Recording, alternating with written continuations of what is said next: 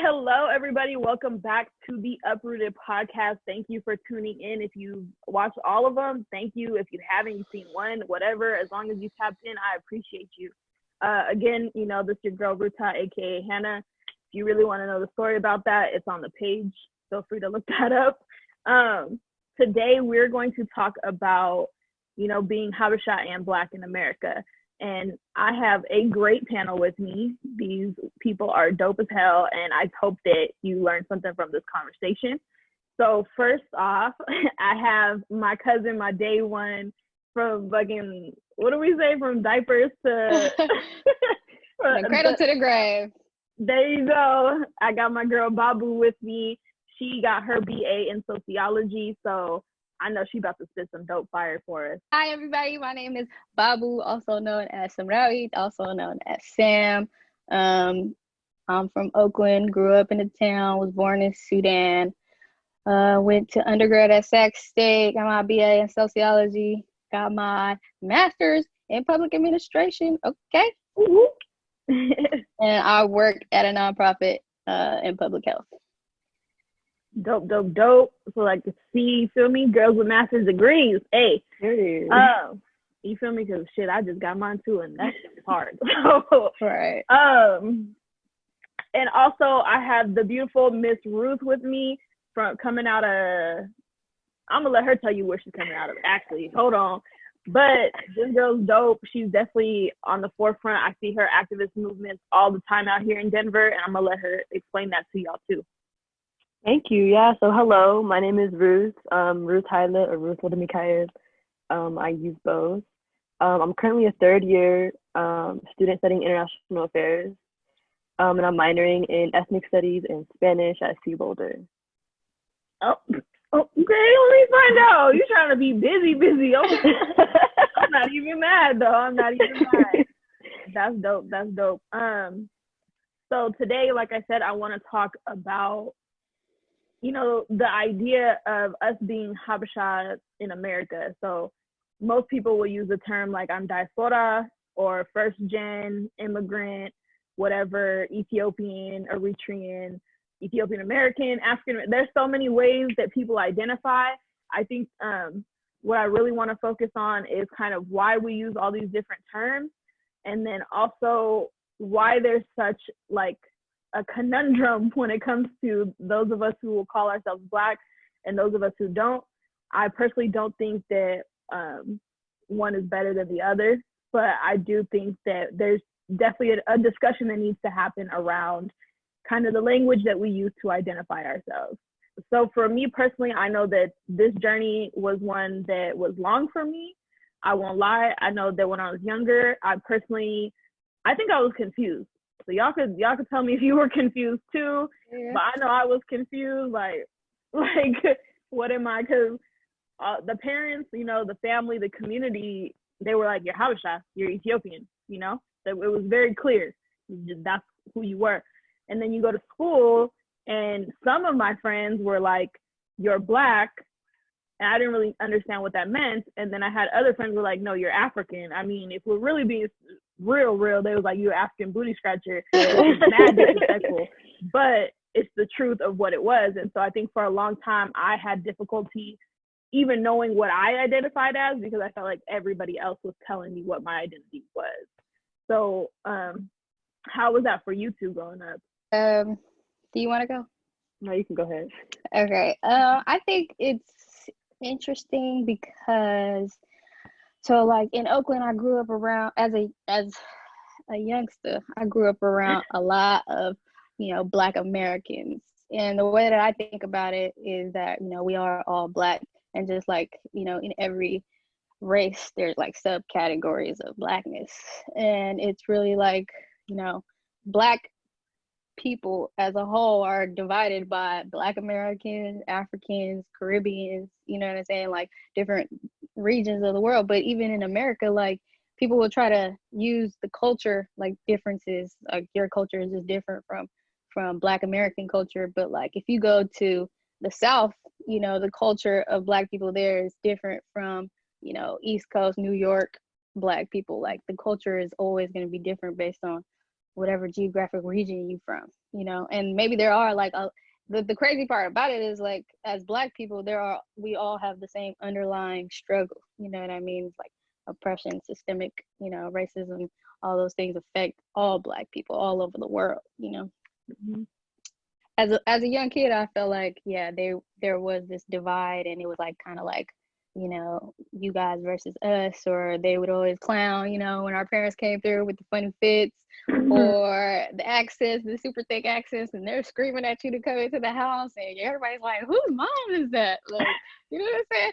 So those things made it obvious that we had like a cultural difference. But then the older you get, the more you learn, the more aware you become, you start to realize like we're all in this together at the end of the day. The crazy thing about it too is like as first generation Ethiopians, anytime you go back to your motherland, sometimes they're looking at you like you're an American, you know, you're not even accepted as an Ethiopian there. So we've morphed into something different, you know. That's real. Yeah, so when I was a kid, I think just because of like the really strong like cultural differences, you know, like just growing up with like a different language, different food, from like I went to really like multicultural, multiracial school. So I identified as habesha all the way. I was like, yeah, no, I'm not Black. Like I speak a different language. My parents are from Ethiopia, like this and that. And it took me a really long time to even acknowledge my Blackness, especially after going to Ethiopia. I think my first time was, I think in like second or third grade. And I came back, I was like, yep, I'm habesha. Because even back there, they thought I was American, but I came back thinking I know the language. You know, I'm very like familiar with the culture, like all my family's back there. I didn't even like embrace my Blackness, and it's something that I really had to like, that shit hit me, especially with the I think I was like in 8th grade when the Black Lives Matter movement became really popular, and it was like, oh, okay, like I'm seeing a reflection of myself and our brothers and sisters that are fallen. And that was like where the line had to be crossed. I was like, okay, that's it. Like I can be habesha and I can be Black, and that's something I have to come to terms with myself, because it feels like such a divide, where like Black people are saying no, you're not Black, and then habesha is saying no, like you're Americanized. So it's just really hard to. There's just so many labels, like what Babu was saying. So like I go to school right now, they're like, yeah, what do you identify as? And I can say I identify as an African American because I'm a first generation growing up in America. But some of my Black American friends don't use the term African American because they don't have any like direct ties, right, to Africa. So they get offended by that term. So, yeah. American is really like, you know, the general all-encompassing for all Black folks in the States. Like I think they appreciate the Black American more than they appreciate that some people. African, yeah. I don't want to speak for everybody. I'm not making generalizations. No, it is it's interesting because I do remember that specifically. I am a part of a multicultural sorority, so it's always been kind of interesting, and I think that's like probably one of the first places where I really like got to explore identity, like in college and then within my sisterhood too, because I was meeting people who were mixed and like all these other things, or even the term Afro-Latina. That's a whole nother episode, but like you get introduced to those things. And I remember distinctly having one sorority sister that was like, I'm not African, like I'm not African American, I'm Black, like period. Like that was like, she was very specific, like I am Black. And that was the first time I really kind of encountered that, and I was like, okay. And she's like, but you're African. Like she made it also very clear that I was African. And I was like, I started to have the conversation in the argument of, you're African, you just don't know where in Africa you're from. Like, you know what I mean? Like that, I don't know if that was offensive, because I know we got heated and went back and forth, but I noticed that started to shift in college, where people were taking like AFAM classes, you know what I mean? And they were like getting to know more culture and like more history of Africa as a continent, you know, and like all the different countries. And then all of a sudden it became cool that you were from Africa and that you knew where you were from. And then we were hosting programs about like the different African countries, and people were interested, and all of a sudden our food was amazing. Like it's always been amazing, but you know what I mean? Like there started to be this pride about it. And then even more recently, I feel like, I think Neb, you mentioned it too, you have movies like Black Panther that come out, and it now is really, really cool to be African. People are doing their African ancestry, DNA stuff, trying to figure out where they're from. And recently I heard this term too that people have started to use. I think it was ADOS. Am I saying that right? Yeah, African descendants of slaves. Yeah. Oh yeah. Yeah. The first time I heard it, I was like, huh? But it's like there's even that subsect of Black Americans that are like, no, like I want to be tied to that. Like I don't want this whole label of being Black didn't come from us anyways. That I don't know. That shift to me was kind of pivotal in my thinking of how I do identify as Black. And there's a way to identify as Black. You can call me African American. You can call me habesha, and to me, it all is the same. Like I don't value one over the other specifically. But why do you feel like our parents are so anti calling themselves Black? I think they're programmed just the way like the rest of the world is, you know, to discriminate against Black people. You know, in Africa, you don't, in Ethiopia in particular, you don't really see like a lot of African Americans, Black Americans traveling to Ethiopia. So what you know of them are, you know, what you see on TV and how they're depicted in like all these different platforms, you know, in the media. So if that's what they're basing their, you know, perceptions on, they're coming in with these stereotypes already built into them. They're not, and they don't even have like the tools to be critical about those things. You know, like it's crazy. When I went to Ethiopia the last time, there was like one of my uncles out there was trying to tell me that racism wasn't even like that. He didn't understand the concept of racism. You know what I mean? Because he's like, what do you mean? Like, is that a real thing? Like, is it because of them or is it because of white people? You know what I'm saying? Like, he doesn't really understand it because in Ethiopia, there's no racism. You know what I mean? It's like cultural divides and like, you know, tribalism. Yeah, it's more like a tribalism thing. So it's like the idea of somebody like judging you based on your skin. Like, you don't have to walk down the street and wonder, you know, if the cops are gonna pull you over because you're Black. Everybody's Black, you know. So I think that has a lot to do with it. They don't even really understand how, you know, racism has like really morphed their perception of what the reality is here, you know, and how Black people are being portrayed that way, like systemically, on purpose, intentionally, you know. But I think it also has to do with like our parents' experience just as immigrants, because with already like a lack of understanding about their Blackness, because like back home everybody's Black, everybody's habesha, it doesn't really matter. They're all of a sudden coming into a country that literally like the system does not meant for people that look like us, so they don't understand that. They have accents, so not only are non-Black people like questioning their existence and just like why they're here, then they have accents that are saying like, I guess like my parents always said like, yeah, it was Black people that called me the N-word multiple times when I was like going on a walk. It was Black people that told me to go back home. So even that like builds tension because they're already not understanding that they're Black also, and then Black Americans are making them feel like they weren't Black and that they were different and that they had to go back home and that they didn't belong because of their accent and like their own like cultural background. So I just think it's a super like traumatic thing for them as like first generation like coming here, and that translates into us as first generation kids because we're hearing those stories. I'm hearing the stories of my parents getting berated for their like accents, and I'm also hearing the stories of people that look like me getting shot on the street by police officers. All right. Yeah.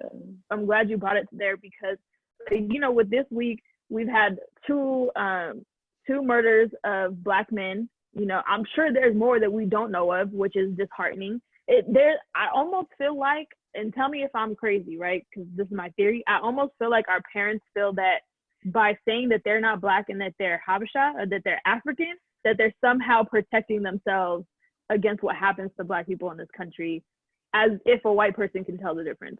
Do you know what I'm saying? Right. Like it doesn't completely translate like that. Like there's just no, like to someone who doesn't know us, they might look at us and hesitate for a second, like you're not regular Black, which I hate when people say, but it's just this idea that like we're other, like if we separate ourselves from Black America, then maybe we won't be treated as the Black Americans are treated, which I think is a disservice because if we actually came together more, there'd be more resources. You know what I mean? Yeah, for sure.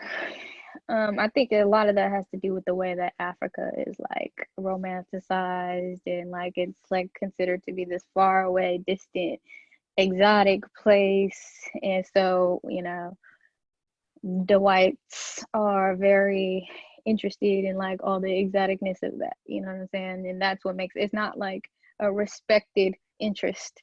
It's like, a little bit degrading or condescending, like to be like, oh, where are you from? Oh, like, how did you get here? They're so shocked that you're actually here from that place. Like, did you fly? Like, yeah, yeah, we fly. Like, you know what I'm saying? But I read an article when I was an undergrad too. This was kind of interesting, but like, Africans are seen as like model citizens. They're not like, causing a lot of disturbances in the country in the same way that like Asians are kind of seen like that too. Like, they're industrious, they'll start businesses, they'll have their community, and like they'll educate their kids and stuff like that. Like, a lot of Africans come to the States for like upward mobility, and I think a lot of that motivates the way we move. Like, we're not here to like get involved in the politics of this country. Like, we're here to get it together and try to provide for our family. You know what I'm saying? Like, take care of our aunties, our grandparents, some of our brothers and sisters that's still in Ethiopia, like, or in Eritrea, like, still kind of like living through that village struggle.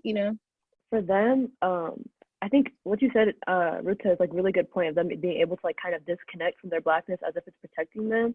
I was just talking to my parents about just like what they've seen in terms of like the politics and like the government back home. And so for them, like for that generation, America has more opportunity. America like has all the rights, right? So they're able to say like, oh yeah, we are living a better life, without acknowledging that this country has been a disservice to our Black and brown folks, I was gonna say, a lot of people use that as an excuse. Like, they use their success in this country as Black people as an excuse for like them disregarding the idea of racism. You know what I mean? Like, well, we came to this country from dirt poor villages, with nothing. We ain't had 2 pennies to like rub together, and we managed to like build community and support each other, and like have storefronts and businesses and things like that. And then their growth, they're like, if we are all seen the same as Black people, how did we become this successful without facing the same types of oppression that Black people are facing, Black Americans are facing? But like, our success does not negate what's going on with Black Americans and the relationship between white people and Black people in America. Right. Yeah. There's 2 points there, right? So like, the first point that I thought of was, one, our parents came here and they planned to go back. They didn't plan to make their home. Like, most of them were like, oh, I'm gonna be in this, I'm gonna get my money, and I'm gonna go back home. The fact that we even say, like, when we're talking about Adi, we're saying we're going back home as if this isn't our home too.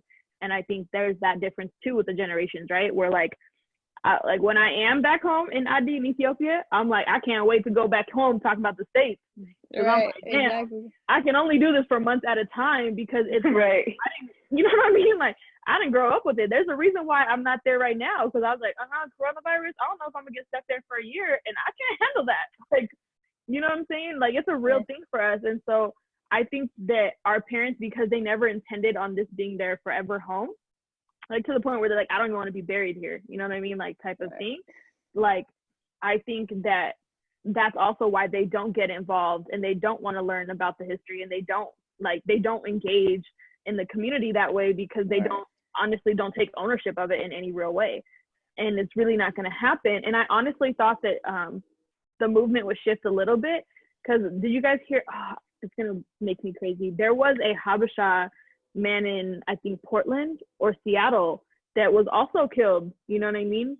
And I was like, okay, see, like, it's not just the Black Americans, it's habesha people too. Like, we're all seeing the same. Yeah, we are not exempt. And even that didn't move the needle. So I was like, okay, well. But something that I asked myself in that regard is like, is it their responsibility? Like, you know what I'm saying? Like, when you think about all the stuff that's going on in Africa, right? Like, Africa is still being pillaged by colonizers, you know what I mean, at the end of the day. And there's like a larger system at play where it's just like keeping Black people down as a whole, from all cultures, all generations. No, I mean, I felt it. Ruth, did you want to chime in? No, that was good. There's that. definitely, right? There's that point. And then the other thing that you were saying earlier, about like our parents, you know, being able to come here and like make a way for themselves. And it wasn't in the same way that Black Americans were able to, like, or were not, right? Compared to the way that our parents speak about it. And part of that too, I think there's a disconnect with a lack of understanding of the disenfranchised, how do you say that word? It's going to make Disenfranchisement. Yeah. Thank you. I can't even say it anymore. The African Americans or the Black people that were here, right? There's a reason why they weren't, like, they tried multiple times. They had Black Wall Street, you know what I mean? That shit got burned down. Like, every time Black Americans have been able to progress in this country, there has been something systematically or institutionally to bring them back down. And if you don't have that piece of knowledge, it's easy for you to say or like disregard, like, oh, they're lazy or they don't do something or whatever. And then when you're being propped up as a hardworking immigrant, it's easy to be like, yeah, I'm gonna pat myself on the back. You know what I mean? Because you're not. You take that credit. Yeah, like you're not being discriminated against, and it makes it easier for you to other yourself. And that's how it works to begin with. Like when you pit Black people against each other, they're not, you know what I mean? That's how you keep them marginalized. And for us too, there was something that I was thinking, we're coming from a community-based culture, right? Like we didn't just make it because like, oh, one person got lucky. No, that one person made sure that the rest of the community also became successful, because we've always been a community-based culture. Whereas like here in America, it's definitely not a community-based culture, right? And then two, you have like institutions actively working against you. So anytime, like I said, Black people are coming together, there's something that's pulling them apart. So I feel like that's also a key of why habesha people or African immigrants in general are able to, you know, build community centers and own liquor stores and 7-Elevens and have our own businesses. Yeah, I think it has a lot to do with like social capital too. You know what I mean? Like you could have a community of people, but if everybody in that community, you know, is of a lower socioeconomic status and there's nobody in there to kind of like bring up that community to the next level of status, you know, then I feel like there's going to be a perpetual cycle of poverty. You know what I mean? Like there's generational cycles of poverty where there's nobody in that community that was able to lift up the rest of the people. You know what I'm saying? Like I always think about Desta. When I think about how we came to the States and how he put on for hella people. Like instantly gave my dad a job. Caseta opened a restaurant, gave my mama a job at the restaurant, you know, like things like that. Like if we don't have people who are intentional about just putting people on from the community, then that's how you like prop up the community, and then the next person hands over to the next person. That also just reminded me too of the difference of me coming from the Bay and then coming to Denver, where I feel like the Bay, we didn't just have like the Bay, it was like San Francisco had their own thing, Oakland had their own thing going, and San Jose had their own thing going, you know? So we each had like our own communities. Had we like just made it one big ass one, it probably would have been way stronger, you know? For sure. Even like, in Oakland, you know what I mean? Like the community center, it felt like all the habesha people grew up in the West. You know, we were like one of the only families that grew up in the East. Like we were very divided, like even within that, you know, the way that we grew up, we would only see like habesha people at functions, their parties and stuff, like birthday parties and things like that. Or if our parents forced us to go, you know, with them to the other person's house, it's like, all right, we'll kick it with them, I guess.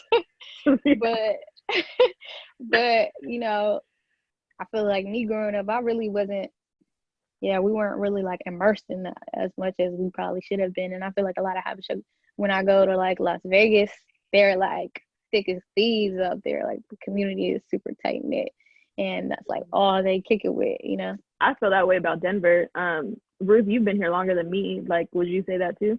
Honestly, I don't know. I wasn't really growing up. I wasn't really like that tied to like the habesha community. Like, I didn't really go to habesha church or anything. But yes, I don't know, but like how like the habesha community is like divided like that. At least growing up here. It honestly, that was I think that was one of the draws for me coming here, was that the families were so close, and that like the fact that they had the church, like they owned their church, You know what I mean? Not that they were renting it was like a big deal.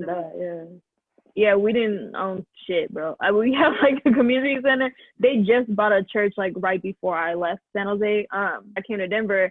They got this big church in the big lot in the community center. Like they bought across the street, and like the funny thing, people who are not from the Bay, West Oakland and East Oakland are like a 15-minute drive apart. Like, see, I couldn't picture. You can't picture that. So me and her we're laughing because it's like there's not even an obstacle of getting over to the other side. Here, the church is like a 30-minute drive away. You know what I'm saying? 45 minutes for some people, and they're still showing up every Sunday. And then on top of that, there's somebody's Christina, somebody got engaged, somebody's having like, bro, if you want to be busy here, you could be busy all day long. Like, it's ridiculous. There's literally to the point where a couple years ago, I swear to God, I went to 5 graduations in one day.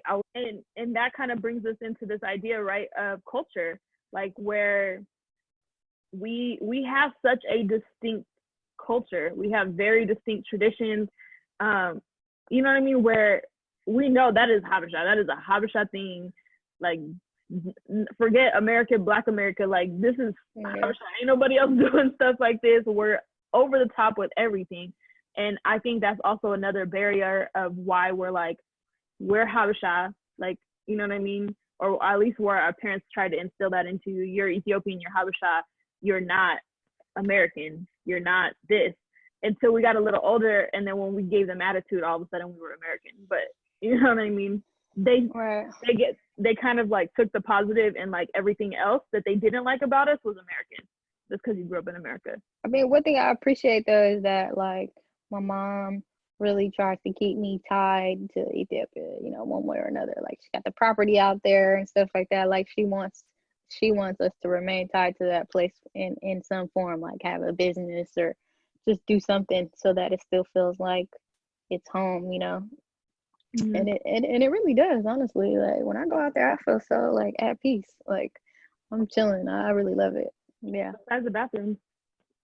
Besides the bathroom. And the water. And the hospitals. Yeah. You know, and the taxis. The Bajaj. But I love to meet a Bajaj. Like, I love the Bajaj. I like Bajaj. Like, right here. Like, contract. I be calling my contract. It's like, where you at? I'm at the top of the hill. They already know what I'm talking about. Right. Hey, you know what's hella funny is how you have to tell them to drop you off. You're like, it's the last stop. It's the last stop before the last stop at the top of the hill when you hit that little corner store. They're like, oh, okay, I know exactly what you're talking about. Exactly where it is. Ain't no street sign. No, ridiculous. That's hilarious. It's crazy, man. I love it out there, though, you know. And people don't really understand how much, like, racism stresses people out in America, you know. Like, we feel it, like, even though we're hella young. And the crazy thing about it, too, is, you know, being in the military, obviously, I was living in like some places that had no black, like really didn't have no black people outside of the people in the military, black people. But I was living like in Fayetteville, North Carolina, and it's like, you know what I mean? Those white people out there, they don't know what an Ethiopian is. Even in the military, most people didn't know what an Ethiopian was. Like, they don't know nothing about Africans. They see me and they see a light-skinned black woman. You know what I mean? Like, they just think like maybe I'm mixed with some white somewhere in there or something. Like, they're looking at me like a black person. So public perception is still, in most places where there's not hella habeshas or there isn't a habesha community, like, people are still gonna see us as black. Do you all feel too, because you guys are touching on some stuff for me, do you all feel too that we have an easier time identifying ourselves as black or Black American or however you specifically identify, because we actually experience some of the things that black people experience in this country, whether it be in school, whether it be in clubs, sports, whatever? And like, does anyone have an experience they want to speak of? About being black? Like, actually feeling like you were like, oh no, I'm a black person in this country. Man, I was that kid in middle school and high school that was like, my teachers are racist. Like, all of my teachers are racist just because I'm Black. Like, I was that person for sure. Anytime I got in trouble for anything, I was like, oh, she hating on me because I'm a Black one. Like, I knew it, you know what I mean? And I was 100% convinced. And now that I'm older and see how, you know, I worked in some like educational spaces and seeing how some teachers really do be treating the Black kids different from how they treat white kids, especially in Oakland public schools. Like, man, I'm even more convinced that they were racist. You know what I'm saying? But I would tell my mom, and everybody would always be like, "Oh, you're tripping," you know, like you're just being rambunctious for no reason. I always confronted the fact that I was like Black, you know. I remember. I think that's why you wanted to be a lawyer. Man, well, I was in 10th. I think I read the autobiography of Malcolm X in the 10th grade. After that, you couldn't tell me nothing. I was like, I'm convinced. Okay, I'm talking to all my teachers like I'm not trying to hear this white man's education. I'm not joking. That's why I'm laughing, because I literally remember her coming back all the time. Like, I hate this. I'll be like, oh, here she goes. And she was like, I be on that soapbox for like hours. I'm like, oh my God, tell me more about your teacher. Yeah, it was never like on some, you know, I'm habesha. I can't believe they're treating me like this. You know what I'm saying? I felt it the same way. Like, I was angry. Like, I was genuinely mad about it all the time, you know? Oh, I think I realized that people couldn't tell I was habesha unless they like heard my parents talking or heard me like speaking to them, because they always thought my last name was Mikael, but they thought it was German, like Walden Michael. So like, oh, like, are you from Germany? I was like, what? Sure, like let's just run with it. In 5th grade though, I was like excelling in my math homework, and I wanted like a challenge. They wouldn't put me in the gifted and talented course. No one really knew I was habesha. So I was like, okay, like it's because I'm Black, whatever. I complained to my dad. Like they still didn't like give me advanced coursework. Like it took like my dad having to like advocate for me to be in like advanced classes, and I kept seeing that pattern. We even see that today with like low amounts of like students of color in like advanced placement classes and the IB programs or whatever. So that's when I really realized, like in school, like, okay, yeah, it's because I'm Black that the teacher didn't call on me, or oh, it's because I'm Black that she's giving me attitude today when I tried to like ask a question. Or because I'm Black when she's not answering my question. I have my hand up and she's like walking around avoiding me. Yeah. Oh yeah, I remember those times. I think the one that irritates me, I don't know if you guys had this. I had it one from teachers, right? Not all of them. I had some great teachers, but I had it a lot from teachers, and then I even had it from friends that were like, I didn't even think you were that smart, and I was like, what? The fuck does that even mean? Like, you know what I mean? Like, I'm just, what about me makes you think I'm not smart? I wear these big ass glasses. I've been wearing glasses since 3rd grade, but I will tell you. Okay? I said, what about me makes you think I'm not smart? You know what I mean? Right. I was in gifted and talented education when I was, you know, since I was young. They've been on a roll. Like, you know what I mean? So I was just confused. And they literally couldn't say nothing. I was like, oh, it's because I'm Black. Like, you know what I mean? Like, they wouldn't let you be your Black nerdy self. No, like being a Black nerd was like not okay. I was like, right. Oh, you read books? Unheard of. And I was like, yeah, this is some bullshit. Like, y'all tripping. Or going to the mall and having security follow us all the time. Is that just I know it's like all over the country. I'm not saying in that way, but I know like for us in the Bay, they was mad strict, and I think it's also because we lived in like not so great areas. Right. But they used to follow us around. And I know, Bobby, you have a brother. Ruth, do you have a brother? Yeah, I do have a little brother.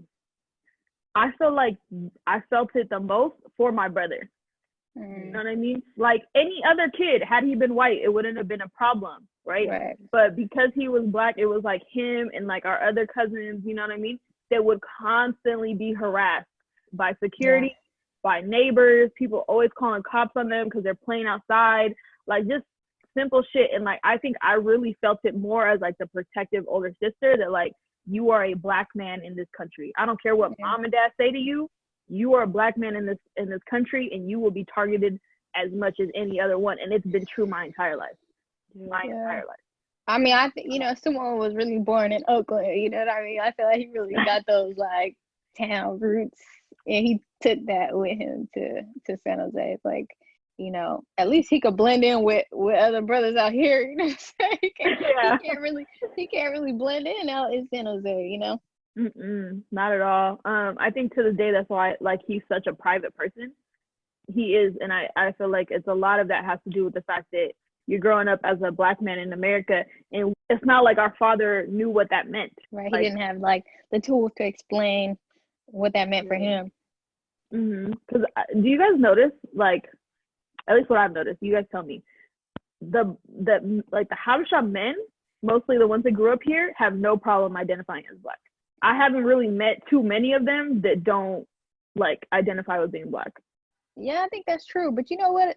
The relationship between African American, between Black American women and Habesha women has not always been like really smooth. You know what I mean? I don't know how to say that in a like PC way, but in my childhood, like me growing up, it was definitely smoke out here in these streets. Some of it was probably justified, but a lot of it probably wasn't. And I think in that sense, that Habesha women started to like only rock with each other. You know what I mean? Like, all right, we're just gonna rock with us. Like, we can't really be out here in these streets like this. But I think a lot of them grew out of that. You know what I mean? A lot of them grew out of that. Definitely grew out of that too. Because I remember like growing up, I think like my closest friends back in high school were like mostly Habeshas, and then now like my top 3-4 friends are like Black Americans. Right. I definitely grew out of that. Yeah, you grow out of it, but I mean, whatever animosity was there before, it's kind of like, all right, that was childish. You know what I'm saying? Like, probably over stage of life thing. Yeah. I've had like Black American women come up to me and be like, why do Habesha women not like us? You know what I mean? Like, actually ask me that, and I'll be like, damn, bro. I will say that Habesha girls definitely carry some stereotypes of like thinking they're better than, you know what I'm saying? And a lot of that has to do with like probably like vanity. You know what I'm saying? Like just being even social media and like the glamorization, like the whole like fetishizing of Habesha girls, Drake dropping like the whole bars, East African, like, please stop. Like that shit. We gonna blame it on the men because they done pitted us against each other. Right, they did. They really did. They really did though. You know what I mean? It's like, bruh, but some women like relish in that. Even too, I think that our culture just has a really bad resting bitch face, though. Like really bad. I don't care. Like I will say for me personally, I have traveled a lot, like different states, different cities, even in Adi. We all have really bad resting bitch face, and then on top of that, we also like so in Adi, like it's okay to tell people straight up how you feel. You know what I mean? Like they'll say like, oh, you look crazy today. Why are you wearing that? You know what I mean? Like, oh, so they'll look at you and be like, you don't say hi to me, and they have like the attitude, whatever. Like there's a lot of attitude, and I think that sometimes they forget that Americans are not like that. Like they are PC all the damn time. And so that also kind of plays into it because it's like you're a little too blunt in this culture, and it be making, it just kind of rubs people the wrong way. But there's a lot of truth to what you're saying too, because we sometimes feed into the stereotypes a little bit too much, and that shit just is not helpful at all. But I hope it's changing. I feel like it's changing. Like I personally, like as we do get older, as you guys said, that a lot of us are. I really think it depends. I think it depends on where you grew up. You know what I mean? Like, depending on how many Habesha people you grew up around and like the environment and everything. Because if people gas you up in your community, I mean, I feel like in Oakland there's so many Habesha people that I'm not gonna think I'm special. You know what I'm saying? Like what? Yeah, they know too. That I remember being in the city or like the town, wherever, it's just like they be, oh, you Habesha? They just be knowing. Like you nobody cares. You know what I mean? Honestly, I didn't really feel it out here because I was just kicking it with Habesha, so I don't really know. But I have had an increasing amount of white people, specifically white men, like, oh, Habesha women are just so beautiful. I'm like, where like, where is this narrative coming from? Because these are not white men that are listening to Drake and Tory Lanez, okay? Like, they're not. So I just They travel. Maybe they travel. Actually, when I was in the military, it was like older white men who had been deployed to like East Africa, Djibouti, and went to Ethiopia, and they would say like, oh my God, the women out there are hella gorgeous, and it's true. Like when I was out there, I was like, God damn, like every chick in the club looks like she should be in a music video. Like, this ain't fair, like I'm gonna get up out of here. All right, I'm gonna head out. I said it on whichever episode, but I was like, that is definitely true, but let's not act like there is not ugly in every culture, okay? It's ugly in every culture. Yeah. In every culture. I think it is because they're all like saturated in one place, what I mean? Yeah, exactly. Right. And I mean, I went to South Africa, the same shit, you know what I mean? There's a lot of beautiful women in South Africa too. It's like when you have that many Black people, you know what I'm saying, in a population, like I feel like it's always gonna be that.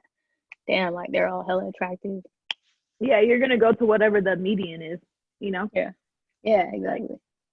It's not. I think we mentioned it. Like, not all habesha girls have curly hair. Like we don't all have long hair, curly hair. We have every different skin tone. Or high cheekbones. High cheekbones.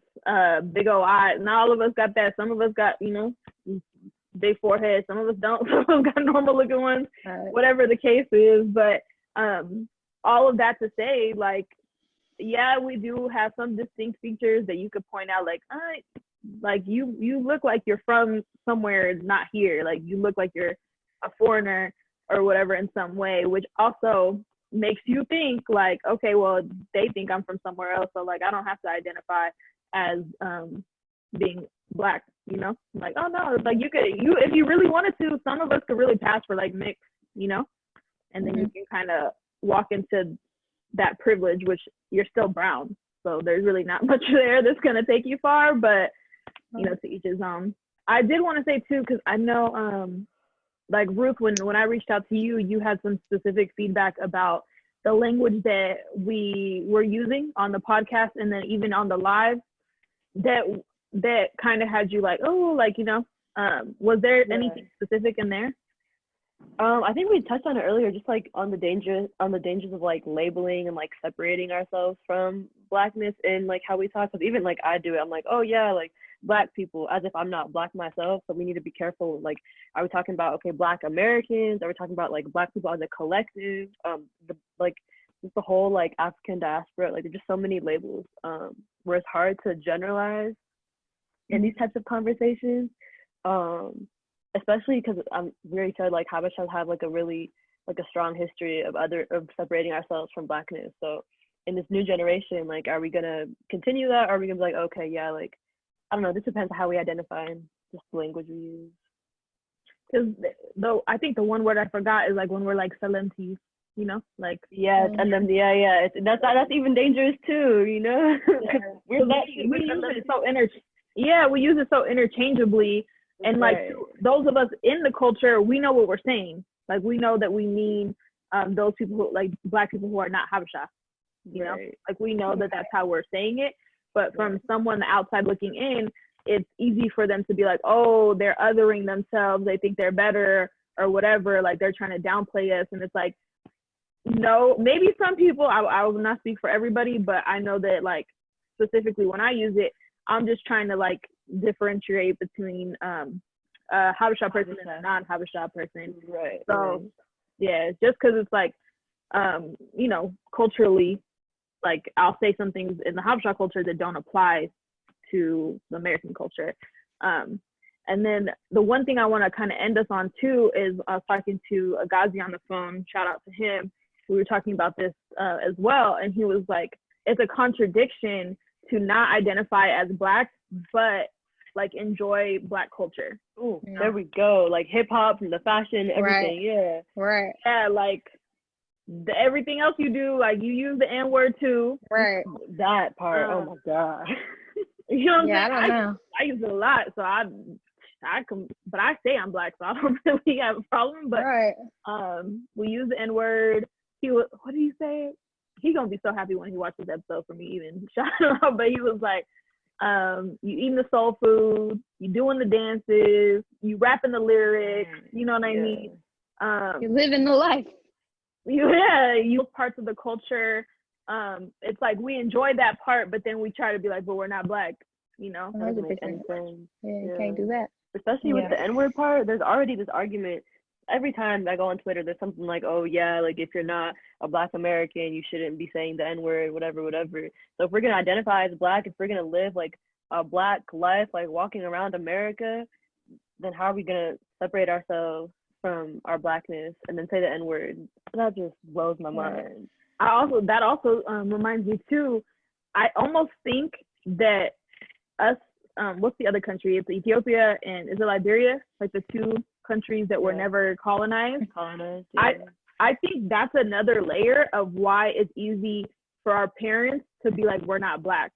It's a sense of pride that we have in that for sure. There's that, and then the other countries that we're talking about, that like the other African immigrants that immigrate to America, right? Whether it be from the Caribbean or specific African countries or Europe or wherever else they come from, they still share that history of colonization with Black Americans. So I feel like it's almost easier for them to relate and like not have tension like we've had in our community. Personally, that's what I felt. Do you guys feel like? I never thought about that. That's interesting. Some Black Americans, in my experience that I've talked to, have actually said like, you know, they don't feel that connection to Africa because they feel like Africans were the ones that like sold off their own people into slavery. And it's like, I don't think, you know, people are looking at it from the whole picture. Like slavery was already a thing in Africa, you know what I'm saying?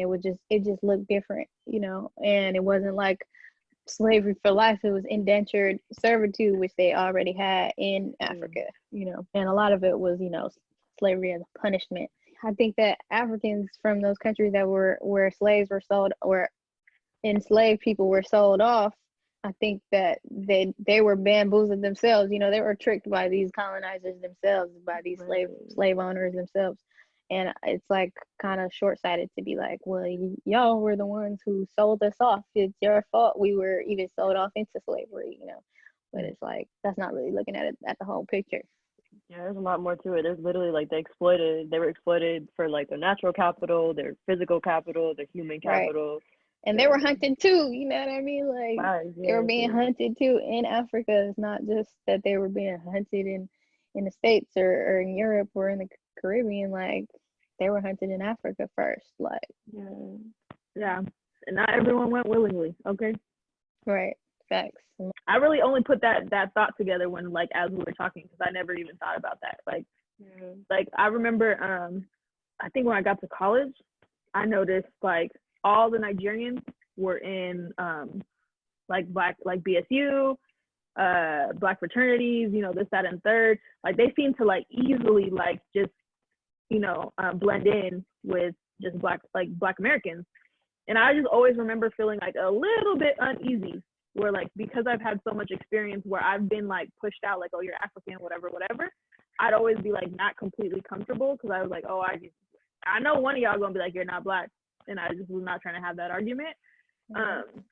So I just had my own little like aha moment thinking about that. Like, yeah, you share colonized history, so it makes sense why it would be easy for you to connect with someone, you know.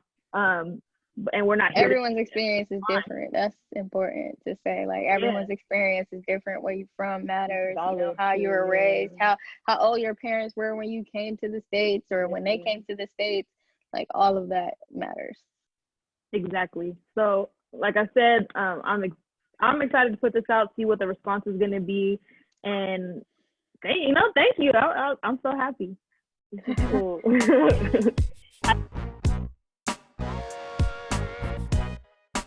Hey Uprooted fam, I hope you enjoyed the video and all the other episodes thus far. Make sure you're hitting that subscribe button down below, and that way you get notified of all the new episodes.